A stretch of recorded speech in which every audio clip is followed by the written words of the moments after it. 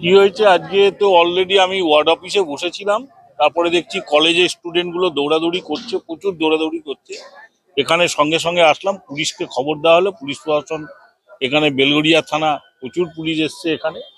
এবং একটা স্টুডেন্টদের মধ্যে ভুল বোঝাবুঝি, এখানে একটা প্রোগ্রাম ছিল এবং পাঞ্জাবিলার আমি যেখানে দাঁড়িয়ে আছি এখানকার মানে কিছু উচ্ছৃঙ্খল স্টুডেন্ট সব জায়গায় থাকে, সবাই না, 95% ভালো স্টুডেন্ট, 5% হয়তো খারাপ। তার মধ্যে উচ্ছৃঙ্খল ছেলেরা এদের উপরে প্রচণ্ড মারধর করে এবং ছেলেটা এখন বমিটিং করছে এবং তার সঙ্গে সঙ্গে হসপিটালে আছে, সাগর দত্ত হসপিটালে। তারপরে আমরা একটা প্রাইভেট নার্সিংহোমে আমরা পাঠিয়েছি, দেখি কি হয়।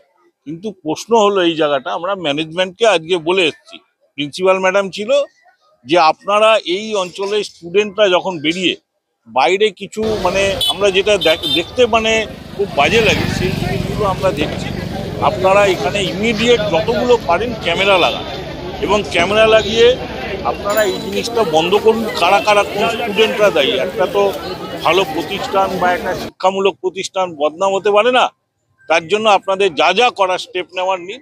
ম্যানেজমেন্ট হয়তো কিছু স্টুডেন্ট এরম আছে, স্টুডেন্টের গার্জেনরা এসে মাঝে মাঝে যতটুকু খবর পেলাম ধুমকি টুমকি দেয়।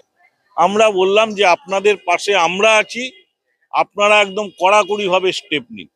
কড়াকড়ি স্টেপ না নিলে কলেজের কিন্তু আজকে যে কলেজটা সুনামের সঙ্গে চলছে সেটা কিন্তু বদনাম হয়ে যাবে। তাই এখন এখন দুজন আক্রান্ত হয়েছে, আরো অনেক বেশি হতে পারত, কিন্তু যেটা হয়েছে মারাত্মক আকারে মানে ধারণ করতো। পুলিশ প্রশাসন সঙ্গে সঙ্গে এসে গেছে, আমরা এসে গেছি, যতটা পেরেছি পাড়ার ছেলেদের সবাইকে শান্ত করার চেষ্টা করেছি, যতটা পেরেছি, যাতে এলাকার মধ্যে এরকম ঘটনা আর ফার্দার না ঘটে। তার জন্য শান্তি শৃঙ্খলার জন্য যা যা করার দরকার পুলিশ প্রশাসনকেও বলেছি, সেটা আমরা করব।